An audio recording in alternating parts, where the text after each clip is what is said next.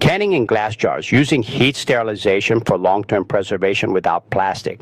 Canning in glass is one of those timeless skills that feels like a mix of kitchen magic and high-stakes laboratory science. When you get it right, you're basically creating a culinary time capsule, and then locking in the bondi, vibrant flavors of summer so you can enjoy them in the middle of a gray January. Best of all, if you're looking to cut plastic out of your life, traditional glass canning is the gold standard. By using nothing but heat, glass, and natural rubber, you can keep food shelf-stable for a year or more without a single drop of chemical preservative or plastic liner touching your ingredients.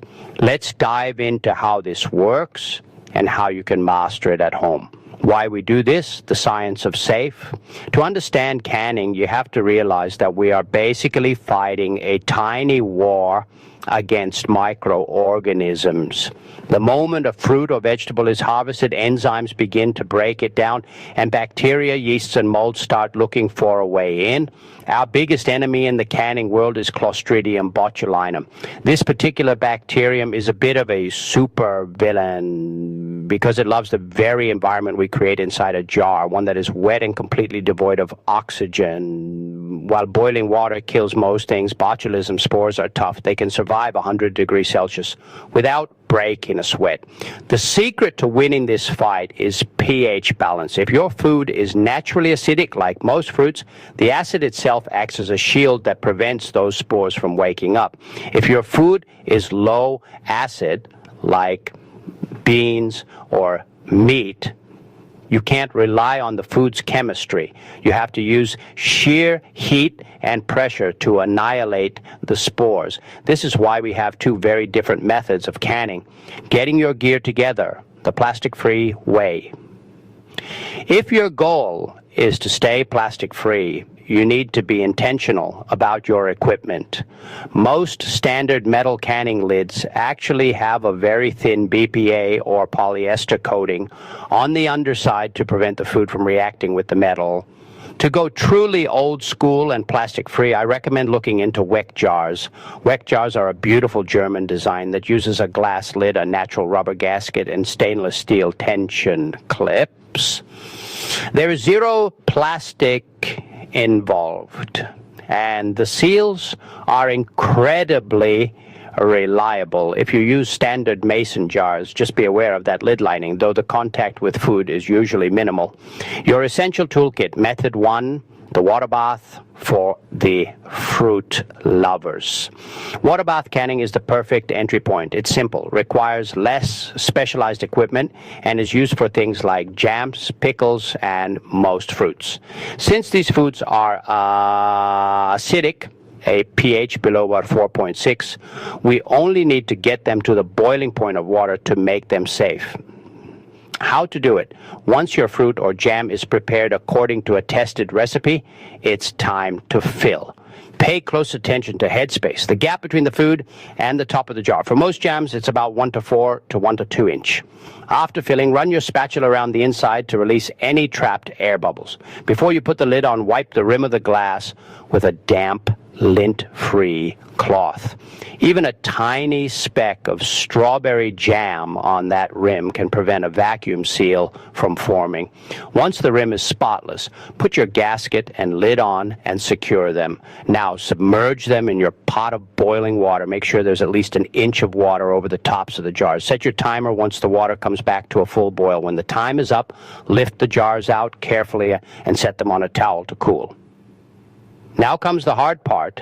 Leave them alone for 24 hours. No touching, no checking the seal. Let the physics do the work. Method 2, pressure canning for the garden veggies. If you want to preserve green beans, corn, or even a homemade beef stew, you must use a pressure canner. Because these foods aren't acidic, we have to reach a temperature of 116 degrees C to 121 degrees C to kill those stubborn botulism spores. You cannot reach that temperature in a regular pot of boiling water. You need pressure. How to do it? Pressure canning feels a bit more industrial, but it's very safe if you follow the steps. You start with just a few inches of water in the bottom of the canner. Pack your jars, leave about an inch of headspace, and wipe those rims clean. Once the jars are inside and the lid is locked, turn on the heat. You'll see steam start to hiss out of the vent pipe. Wait, you need to let that steam vent for a full 10 minutes. This clears out the air so that the inside of the pot is filled only with pure steam, which ensures the temperature stays consistent. After 10 minutes, close the vent. As the pressure builds, watch your gauge. Once it hits the target, usually 10 or 11 pounds of pressure, start your timer. You have to babysit the stove here. If the pressure drops below the target, the safety reset kicks in, and you technically have to start the whole timing process over again. When the timer goes off, turn off the heat and walk away. Do not try to rush the cooling. If you open the vent early to let the steam out, the sudden drop in pressure will cause siphoning, where the liquid inside the jars literally boils over and shoots out from under the lids. Let it come down to zero pressure naturally. The check and the storage. The next day, it's time for the moment of truth. If you're using Weck jars, remove the metal clips. If the lid stays stuck to the jar when you lift it gently by the glass lid, you've got a perfect vacuum seal. If you're using metal lids, the center should be sucked down and firm. This is a golden many beginners miss. Store your jars without the metal bands or clips. If the food inside starts to spoil, it will produce gases that push the lid up. If you have a metal band screwed on tight, it can force lid back down. Resealing a jar of spoiled food and hiding the danger. Without the bands, a failed seal is obvious. Store your bounty in a cool, dark place. Light is the enemy of color and vitamins. A dark pantry or a cellar is perfect. While the food is technically safe for years, the quality is best if eaten within 12 to 18 months. How to spot a bad jar. Canning is very safe, but nature is persistent. Before you eat anything, do a quick sensory audit. The look dark. Is the lid bulging? Is the liquid cloudy? Do you see bubbles moving inside the jar, which shouldn't happen in a sealed environment?